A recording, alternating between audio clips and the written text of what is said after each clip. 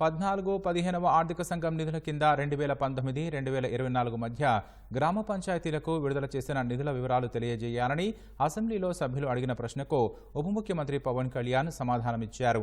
కేంద్రం నుంచి నిధులు విడుదలైన రాష్ట్ర ప్రభుత్వం నిధుల నిలిపివేయడం వల్ల పంచాయతీలు అనేక ఇబ్బందులు ఎదుర్కొంటున్నాయన్నారు. దీనిపై ప్రత్యేకించి 4-5 గంటలు చర్చ జరగాల్సిన అవసరం ఉందన్నారు.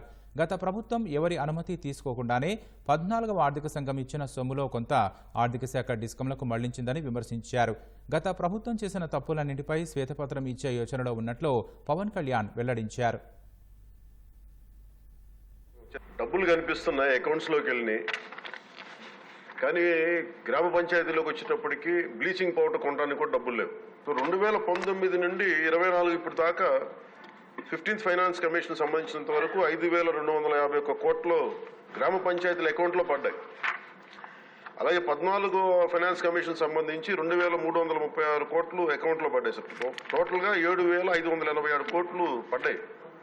కానీ అందులో 2,285 కోట్లు కరెంటు ఛార్జీల కొరకు ఏపీ డిస్కామ్ వారికి ఆర్థిక శాఖ పంపించేసింది. దీనికి గౌరవ సభ్యులు అడిగారు, దీనికి ఎవరు అనుమతి తీసుకున్నారని. ఎవరు అనుమతి తీసుకోలేదు, వాళ్ళ ఇష్టారాజ్యం, వాళ్ళు తీసేసుకున్నారు.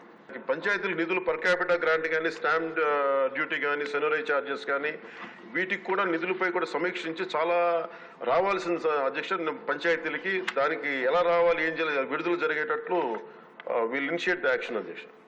అలాగే ముఖ్యంగా ఈ వాటర్ బోర్న్ ఈ వ్యాధులన్నీ వస్తున్నాయి నీటి ద్వారా, దీనికి స్పెషల్ డ్రైవ్ కండక్ట్ చేస్తాం అధ్యక్ష. Will take it forward. Panchayati Raj శాఖ బాధ్యత తీసుకున్న నేను మీకు మాటిస్తున్నాను, మీకు దీంట్లో జరిగిన అవకతవకలు కానీ, గత ప్రభుత్వం చేసిన తప్పులు కానీ, అలాగే భవిష్యత్తులో మేము చేస్తున్న రోడ్ మ్యాప్ కానీ సవివరంగా మీకు తెలియజేసి ఈ కరెక్షన్స్ చేసుకొని గాంధీ గారి స్ఫూర్తిని, గ్రామ స్వరాజ్యాన్ని ఈ ప్రభుత్వం సంపూర్ణంగా పాటించి గ్రామ స్వరాజ్యం తాలూకు నిధుల్ని తిరిగి పంచాయతీలకే చెందేలాగా, తిరిగి పంచాయతీలకు వచ్చేలా మేము చర్యలు తీసుకుంటాం. మీ అందరికీ గౌరవ అధ్యక్షుడు తెలియజేస్తున్నాం.